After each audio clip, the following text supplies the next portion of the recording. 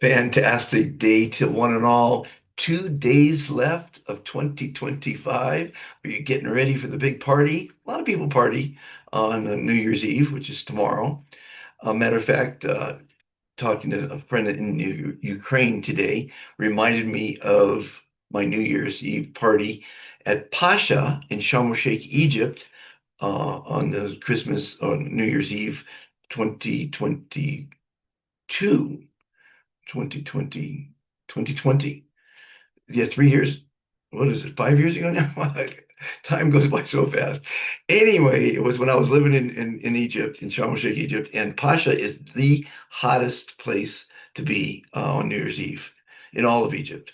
And it's very expensive, but I was fortunate to be living at the hotel. This was during COVID. I had a free hotel room there. I was the only person in the entire hotel because it was COVID, it was closed. And so I was given a free hotel room. Don't ask me why. No, I've got reasons. At any rate, and so this inside the hotel is this club. It's an open air club, and it's a disco all year round. But on New Year's Eve, it's like $1,500 for a table and more. And of course, the owner was my host, and so I partied on his table every time for the months I lived there. I mean, I've done many, many videos on it, and it's an amazing place to not only live but party. And so that New Year's Eve was really, really special. I did a lot of special things in Charm.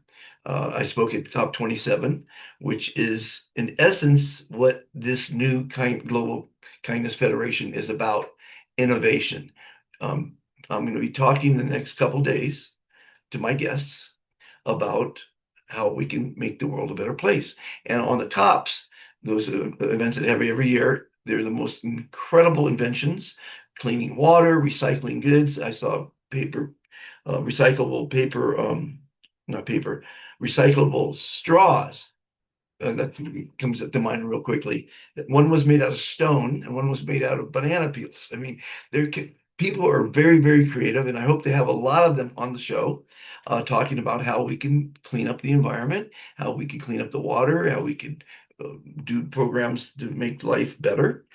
And so that was really a great memory to have. I don't have a lot of memories, but that party, New Year's Eve, was pretty incredible. And I hope you're going to have an incredible party. And the reason I brought that up also is that I saw a news report that I think millions, if not at least hundreds of thousands of people, are writing their wishes, which are usually about hope and dreams for 2026, on confetti, little post-it pads, and they're putting them all in a big barrel, and it's gonna be confetti on the big party, the dropping of the ball in Times Square in New York City, which is a really big event in America and around the world. I imagine they watch.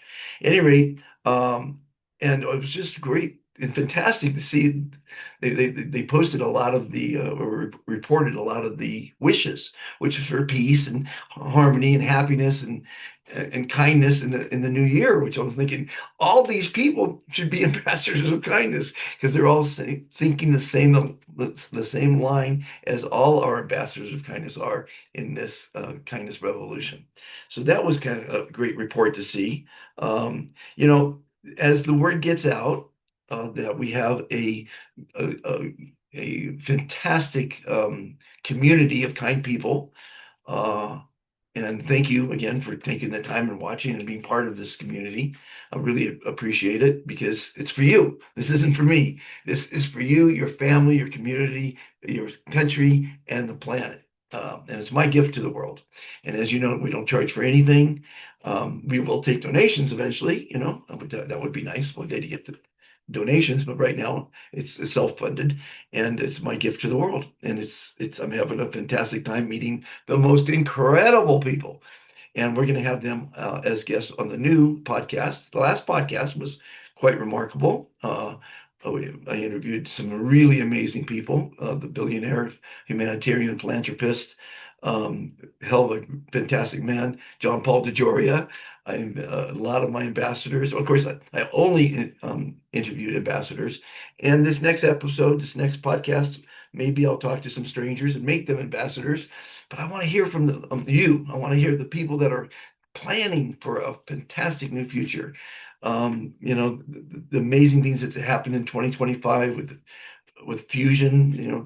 They put in 2 units of energy and got out three. It took them billions of dollars to do that. But that's a huge leap forward in energy. Unfortunately, with the greed in the world, they stifle people who have incredibly fantastic inventions. But a lot of those fantastic inventions are like free energy and water-fueled engines that take away from the greed of the industrial military complex and the big greedy companies out there. I don't know. At any rate, so 2 days left. The next 2 days, anyone who joins the Kindness Revolution at worldkindnesslist.com will be considered founding fathers. Because when the world hears about this, everyone's going to join the bandwagon and hopefully want to be part of it, but they're not founding fathers. The people in the last 5, 6 years that have been believing in this mission of mine, that we need a kinder world, that all you need to do is be kind to yourself, others, and the planet to make a better world, a better future, are founding fathers. And thank you for being a founding father. And one day we'll have a plaque with all the founding fathers. And that'll be fantastic. I got some fantastic plans for 2026. On Africa is fantastic.org. The borehole application is now online, as will be the loan grant application, where we're going to give away free money, basically, for those deserving people that are ambassadors that have a small micro request. It's called a micro loan. $10 puts people in business at times. That $10 won't be repaid to us. It will be paid forward. So it's a revolutionary little concept in making the world a better place.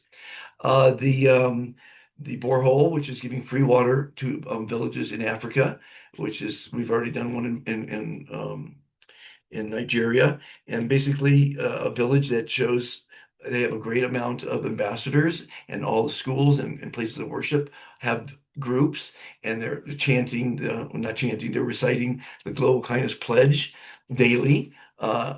They benefit whether they get the borehole or not, but the ones that will, with the most ambassadors and groups, go to the top of the list. And we've got promises for funding coming in 2026. And of course, if we get the international NGO status, we're going to have all kind of funds come to help you. This isn't about money, and we are totally accountable for all our money spent. We're going to show you the borehole in video. We're going to show you the kindness classes in video.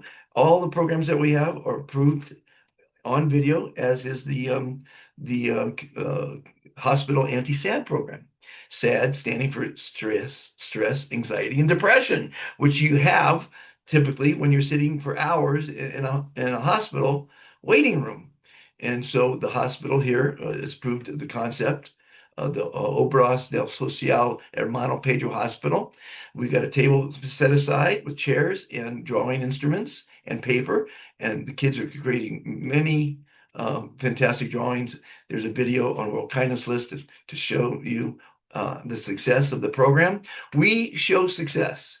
We prove that every dollar that's donated goes to where it's supposed to go, feeding families or whatever we're doing. So that's kind of cool. I also, today's motivational quote, if you're following my motivational quotes, is about respect.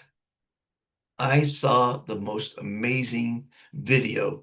And it's the story of Dean Martin, who you might all know, or at least most Americans do.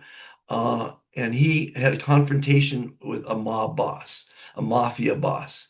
And if you, you probably won't watch it because it was probably, at least a half an hour long, if not longer. But I watched it and it brought tears to my eyes. It was quite remarkable how someone could stand up, and it was get emotional thinking about it. Um, Basically, this mob boss wanted to meet Frank Sinatra, not Frank Sinatra, Dean Martin, who was performing in Vegas. It was 1969 or 68. What was it, 68 or 69? That doesn't really matter. Long time ago. At any rate, the mob boss wanted to meet Dean. And Dean was in his dressing room and he said no. And they said it wasn't a request.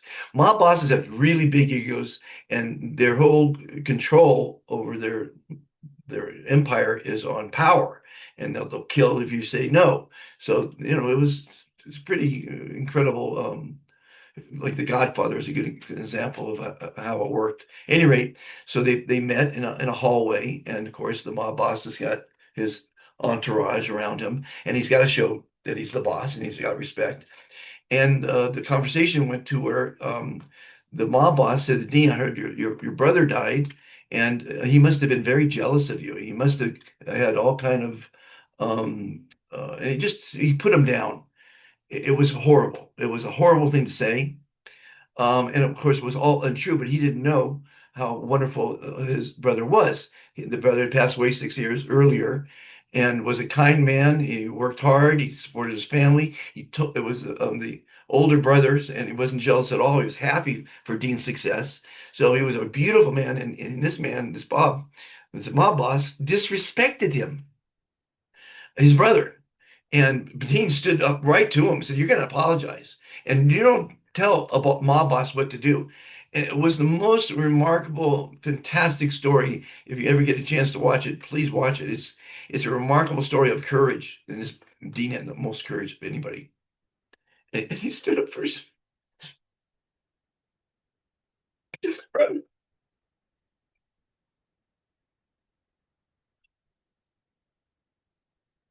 Respect.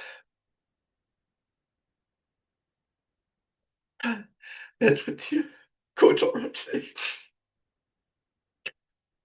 Oh, God, you're just getting sentimental in my old age. You should watch it. At any rate, sorry about that.